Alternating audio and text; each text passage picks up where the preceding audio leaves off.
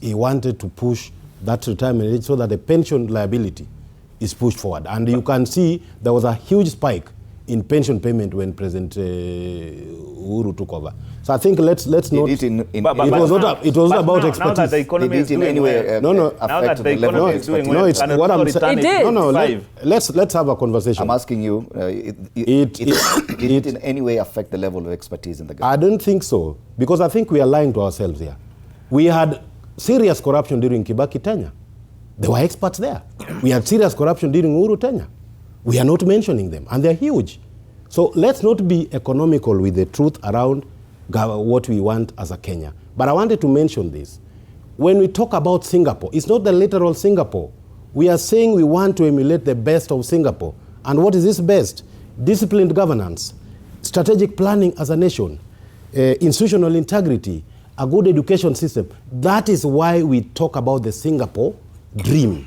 It's not the literal journey to Singapore. I think that is important. However, we must also remember... Kenyans understand that, but... No, in the conversation here, not Kenyans don't understand because they are misinformed. To, Singapore no, physically? What people are saying, because you hear the conversation here, the way we are saying, we don't want to hear about Singapore. What is Singapore? My question was, can we qualify? Look at this headline. Can we qualify? Let me just allow me to lead this conversation. Yes. You look at such a headline. Yes. This communicates something to Kenyans. That this is a dream by someone. Many things. It could communicate something about a dream that is not there. It could also speak about the media house. That is negative. It could also communicate that. Depends on how you see it. Let's not assume that Either way, it's communication to Kenyans. It could also communicate to Kenyans that there are certain biases that are against the regime. That could also be a message that no matter how noble your efforts are, they are mistaken. Like the conversation yesterday was not to say anybody is excluded. The president kicked the conversation. Let Kenyans come together and discuss. It's a long journey. All right. Why are we insisting that somebody has been left out when the president said, I don't want to drive this as a government, I've just kicked it as a president who is a vision bearer. Right. You sit down and discuss. The other issue I wanted to discuss, to mention, which is very important for us all to understand. Let's give credit where it's due. A glass is either half full or half empty. There are so many good things this government has done. The others it may not have gotten right.